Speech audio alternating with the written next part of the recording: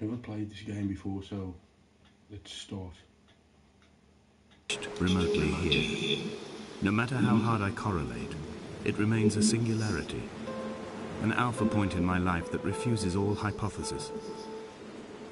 I return each time leaving fresh markers that I hope, in the full glare of my hopelessness, will have blossomed into fresh insight in the interim.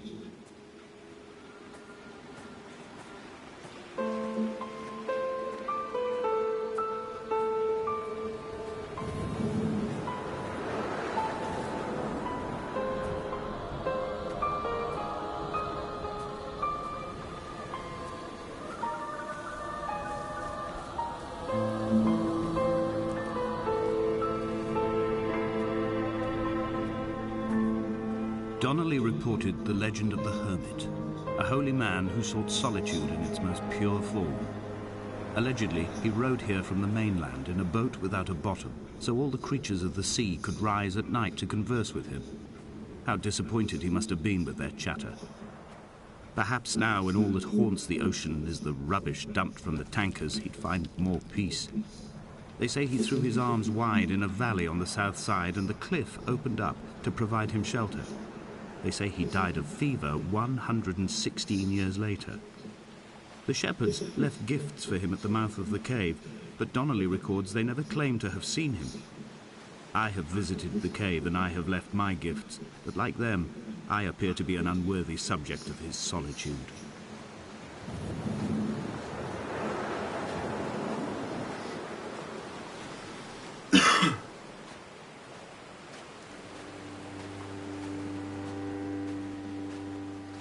Those islands in the distance, I am sure, are nothing more than relics of another time, sleeping giants, somnambulist gods laid down for a final dreaming. I wash the sand from my lips and grip my wrist ever more tightly. My shaking arms will not support my fading diaries.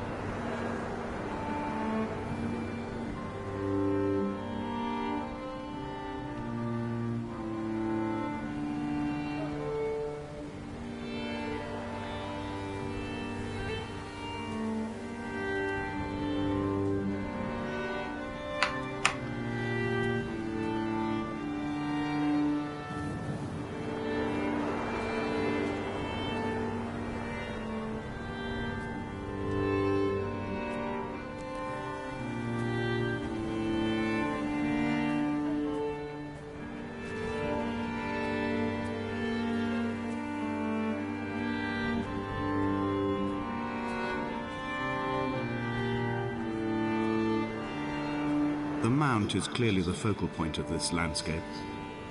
It almost appears so well placed as to be artificial. I find myself easily slipping into the delusional state of ascribing purpose, deliberate motive to everything here. Was this island formed during the moment of impact? When we were torn loose from our moorings and the seatbelts cut motorway lanes into our chests and shoulders, did it first break surface then?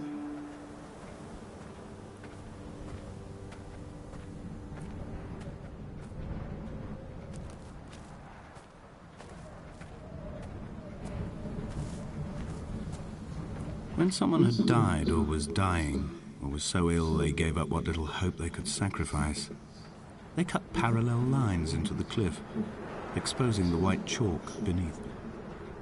You could see them from the mainland or the fishing boats, and know to send aid or impose a cordon of protection, and wait a generation until whatever pestilence stalked the cliff paths died along with its hosts.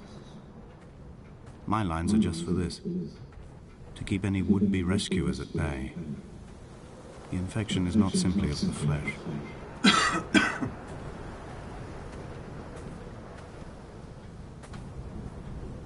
They were God-fearing people, those shepherds. There was no love in the relationship. Donnelly tells me that they had one Bible that was passed around in strict rotation. It was stolen by a visiting monk in 1776, 2 years before the island was abandoned altogether. In the interim, I wonder, did they assign chapter and verse to the stones and grasses, marking the geography with a superimposed significance that they could actually walk the Bible and inhabit its contradictions?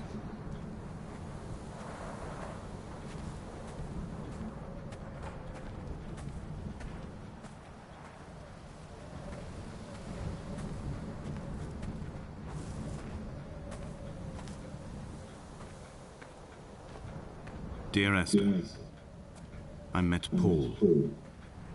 I made my own little pilgrimage. My Damascus, a small semi-detached on the outskirts of Wolverhampton. We drank coffee in his kitchen and tried to connect to one another. Although he knew I hadn't come in search of an apology, reason or retribution, he still spiraled in panic, thrown high and lucid by his own dented bonnet. Responsibility had made him old. Like us, he'd already passed beyond any conceivable boundary of life.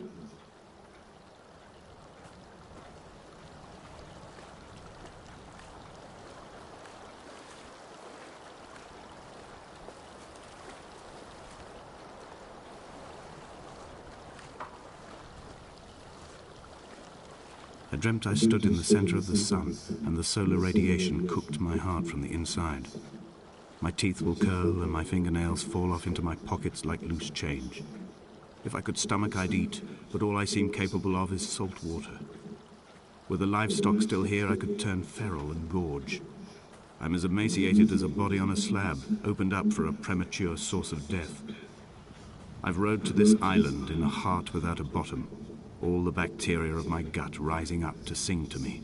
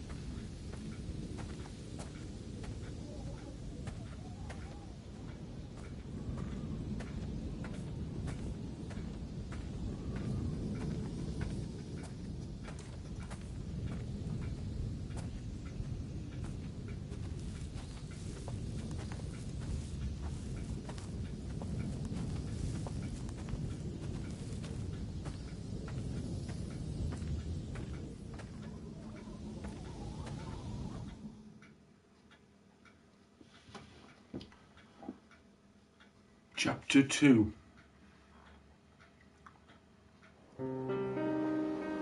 Dear Esther, I have now driven the stretch of the M5 between Exeter and Bristol over 21 times. But although I have all the reports and all the witnesses, and have cross-referenced them within a millimetre using my Ordnance Survey maps, I simply cannot find the location. You'd think there would be marks to serve as some evidence. It's somewhere between the turn-off for Sanford and the welcome brake services. But although I can always see it in my rear-view mirror, I have as yet been unable to pull ashore. There's always roadworks on the M5.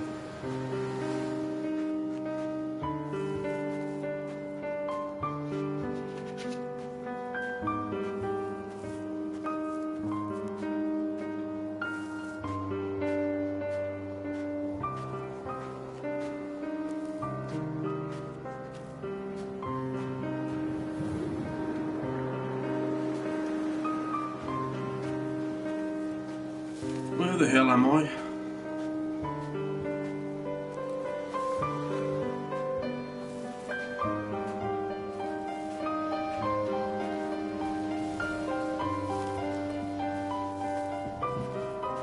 I had kidney stones and you visited me in the hospital.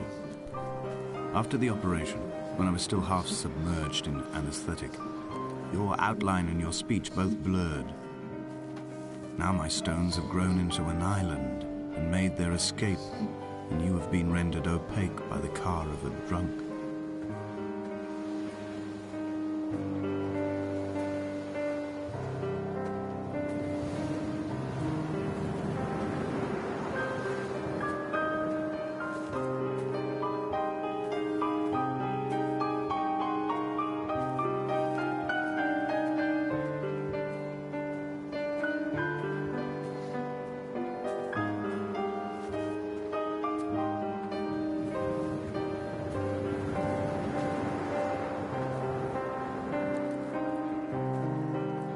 I've begun to climb, away from the sea and towards the centre. It is a straight line to the summit, where the evening begins to coil around the aerial and squeeze the signals into early silence. The bothy squats against the mount to avoid the gaze of the aerial. I too will creep under the island like an animal and approach it from the northern shore. I'm going to the peak of the bothy.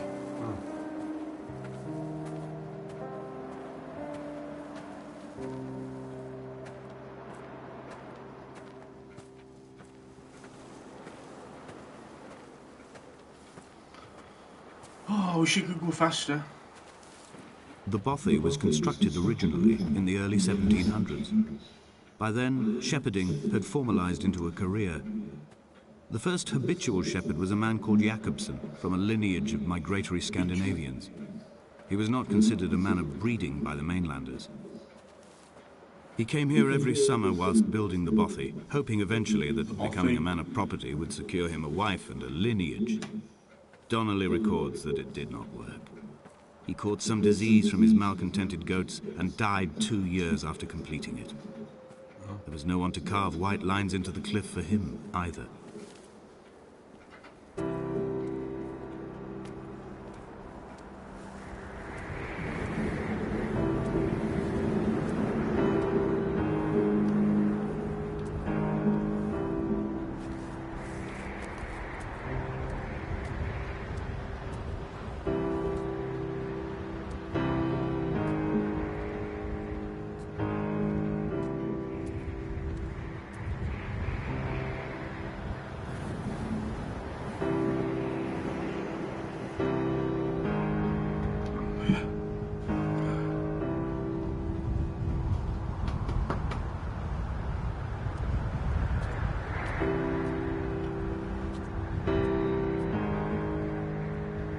You'll come for there.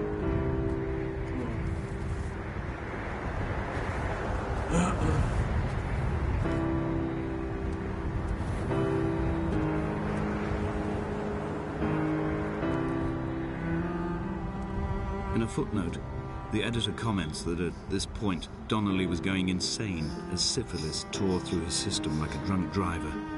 Nasty. He's not to be trusted. Many of his claims are unsubstantiated, and although he does paint a colourful picture, much of what he says may have been derived directly from his fever. But I've been here, and I know, as Donnelly did, that this place is always half imagined. Even the rocks and caves will shimmer and blur with the right eyes.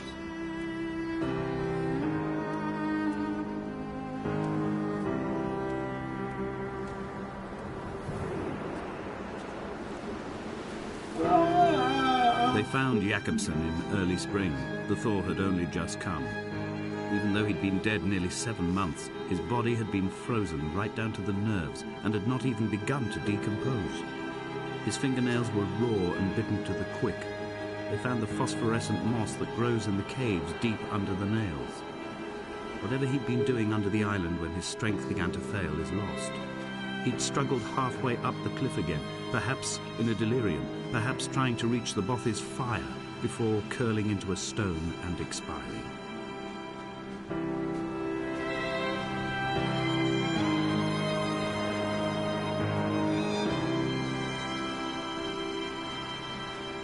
Climbing down to the caves, I slipped and fell and have injured my leg. I think the femur is broken. It is clearly infected. The skin has turned a bright, tight pink, and the pain is crashing in on waves, winter tides against my shoreline, drowning out the ache of my stones. I struggled back to the bothy to rest, but it has become clear that there is only one way this is likely to end. The medical supplies I looted from the trawler have suddenly found their purpose. They will keep me lucid for my final ascent.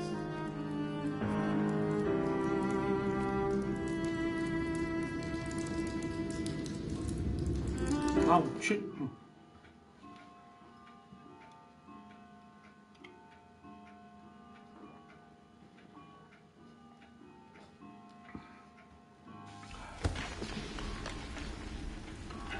This must be chapter 3. Donnelly's addiction is my one true constant. Even though I wake in false dawns and find the landscape changing, flowing in constantly through my tears, I know his reaching is always upon me.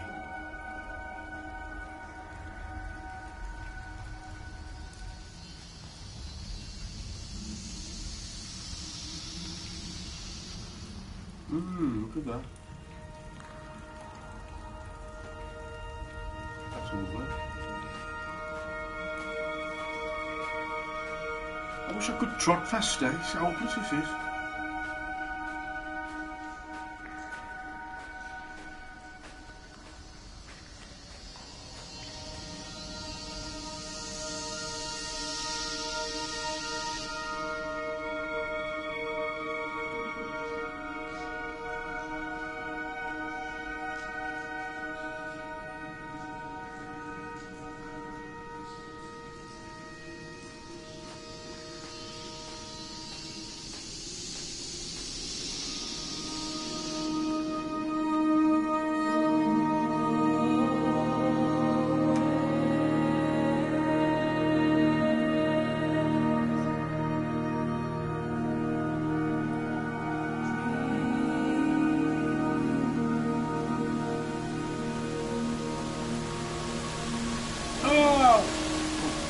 Oh no.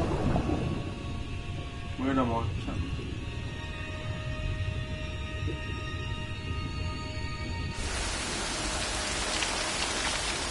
What's going on?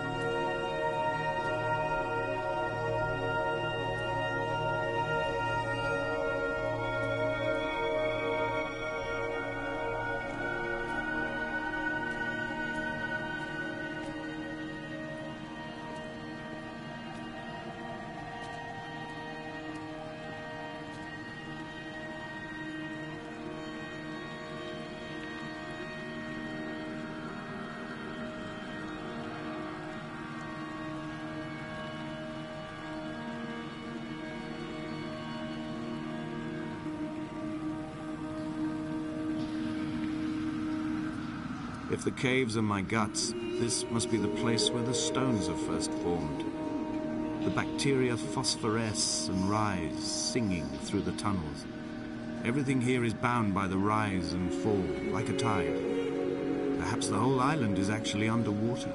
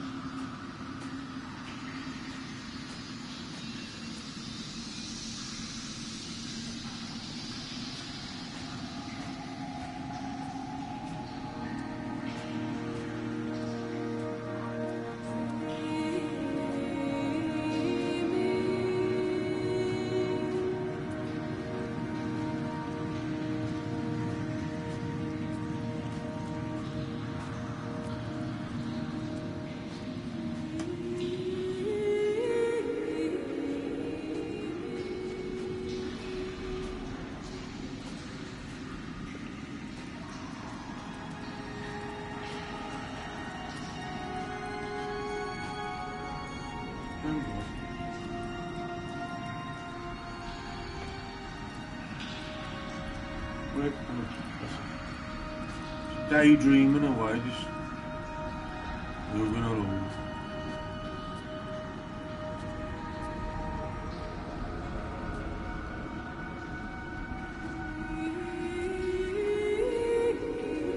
I don't fancy that. This cannot be the shaft they threw the goats into. It cannot be the landfill where the parts of your life that would not burn ended up. It cannot be the chimney that delivered you to the skies. It cannot be the place where you rained back down again to fertilize the soil and make small flowers in the rocks. Totally agree.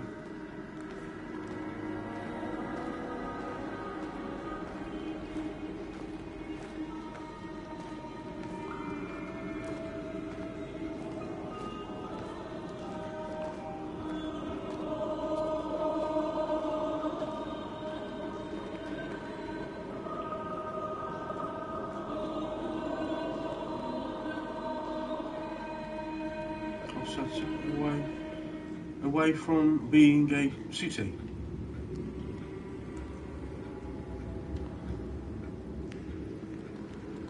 And or small be a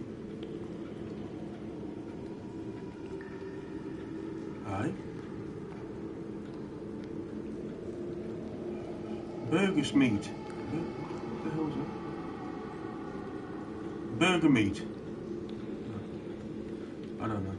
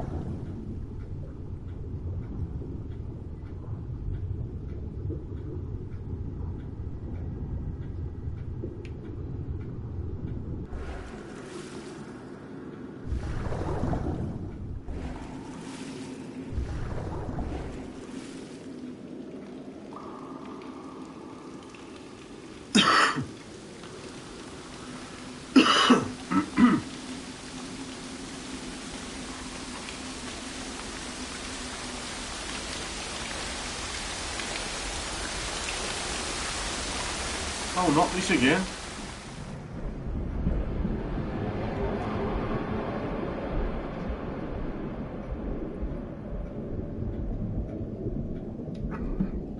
Okay.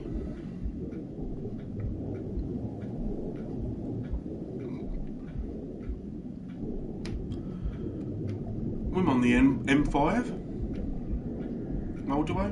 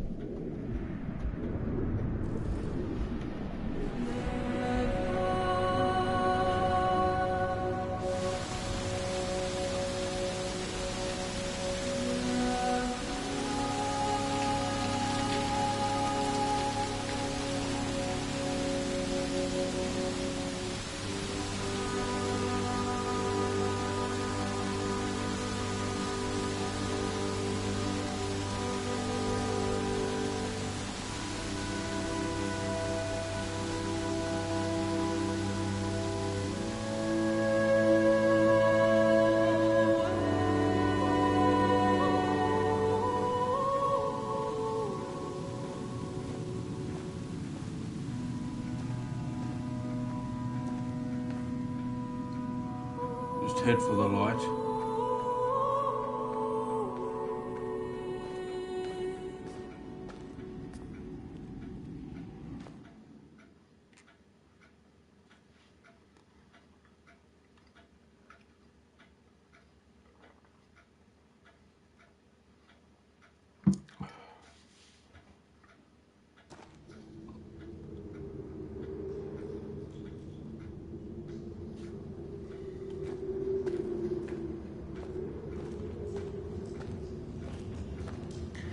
Oh yes, I'm at the caves.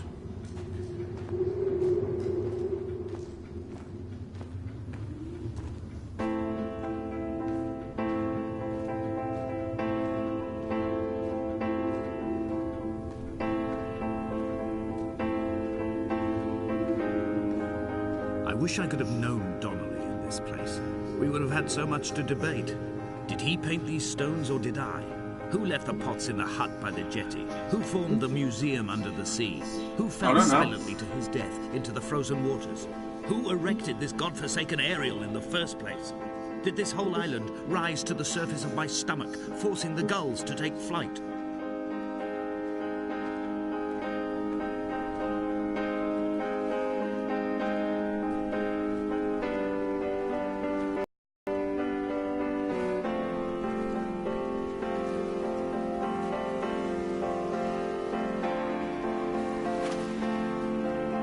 Dear Esther, I find each step harder and heavier. I drag Donnelly's corpse on my back across these rocks, and all I hear are his whispers of guilt, his reminders, his burnt letters, his neatly folded clothes. He tells me I was not drunk at all.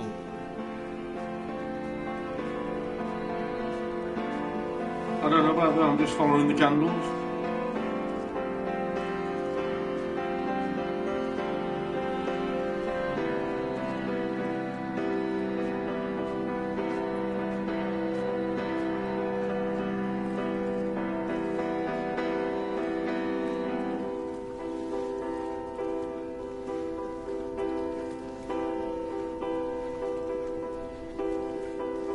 Paul, by the roadside, by the exit for Damascus, all ticking and cooled, all feathers and remorse, all of these signals routed like traffic through the circuit diagrams of our guts, those badly written boats torn bottomless in the swells, washing us forever ashore.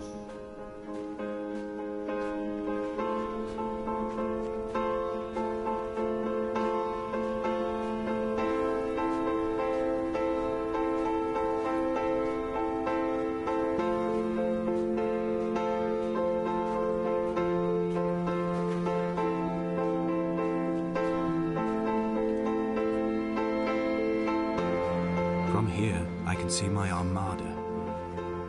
I collected all the letters I'd ever meant to send to you, if I'd have ever made it to the mainland, but had instead collected at the bottom of my rucksack, and I spread them out along the lost beach. Then I took each and every one, and I folded them into boats. I folded you into the creases, and then, as the sun was setting, I set the fleet to sail. Shattered into 21 pieces, I consigned you to the Atlantic, and I sat here until I'd watched all of you sink.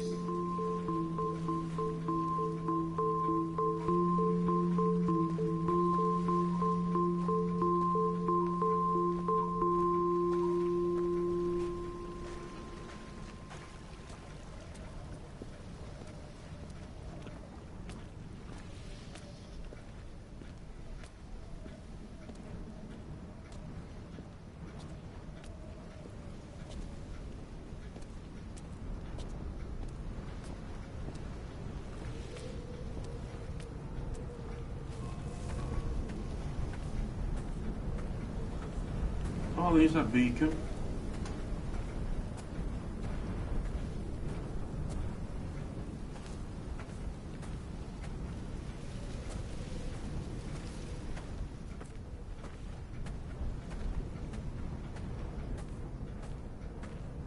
When Paul keeled over dead on the road to Damascus, they resuscitated him by hitting him in the chest with stones gathered by the roadside.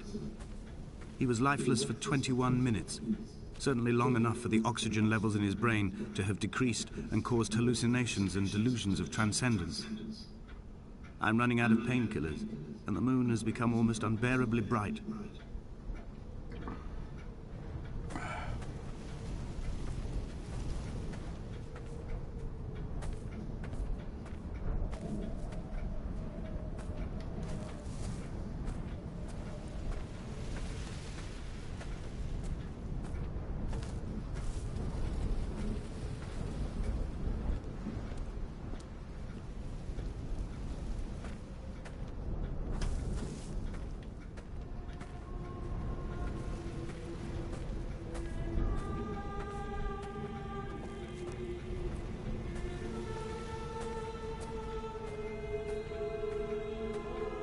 I've begun my voyage in a paper boat without a bottom. I will fly to the moon in it.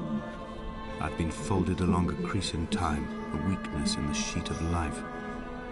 Now you've settled on the opposite side of the paper to me. I can see your traces in the ink that soaks through the fiber, the pulped vegetation. When we become waterlogged and the cage disintegrates, we will intermingle. When this paper aeroplane leaves the cliff edge and carves parallel vapor trails in the dark, we will come together. Come together right now over me.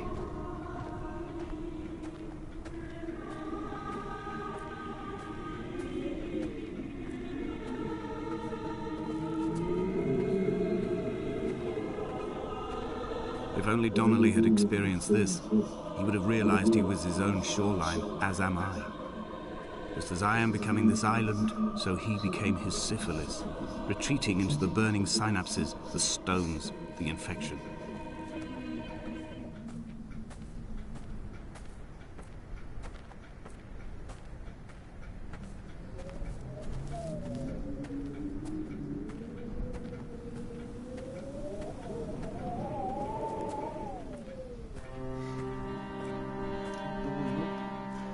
Up and up and up.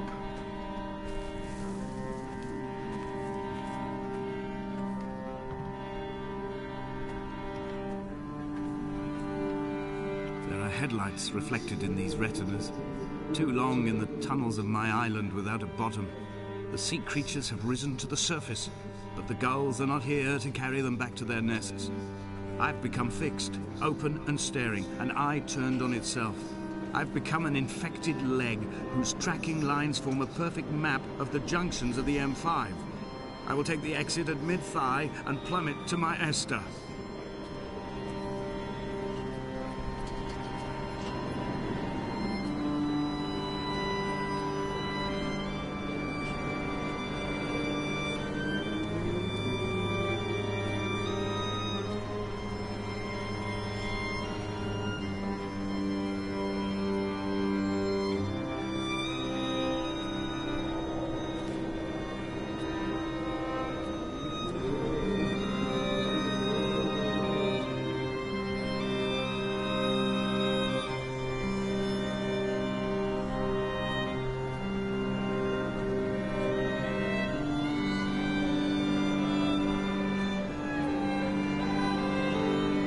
Drunk, Esther. He was not drunk at all. He had not drunk with Donnelly or spat Jacobson back at the sea. He had not careered across the lost shores and terminal beaches of this nascent archipelago. He did not intend his bonnet to be crumpled like a spent tissue by the impact. His windscreen was not star-studded all over like a map of the heavens. His paintwork etched with circuit diagrams, strange fish to call the gulls away. The phosphorescence of the skid marks lighting the M5 all the way from Exeter to Damascus.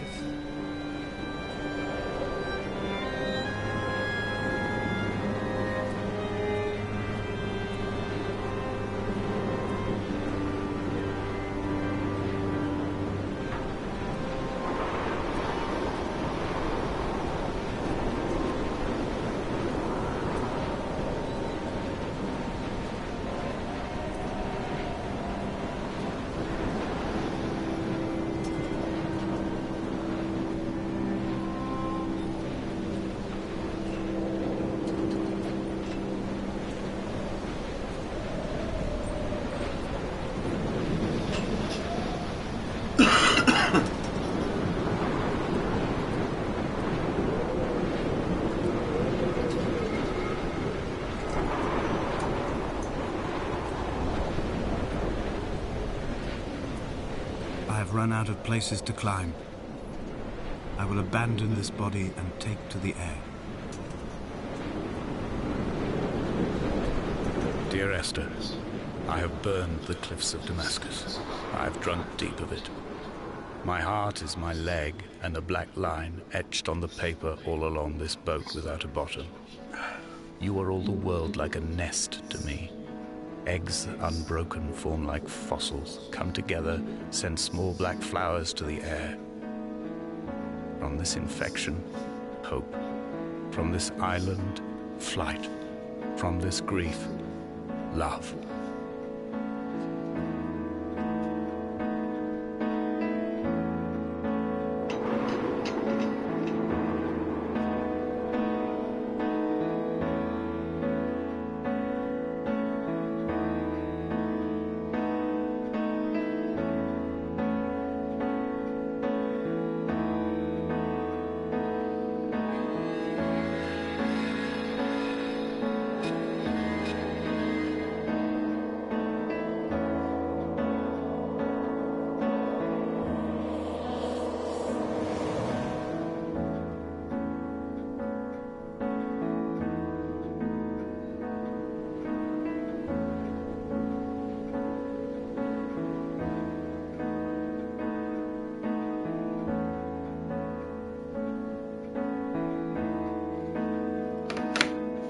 That's it.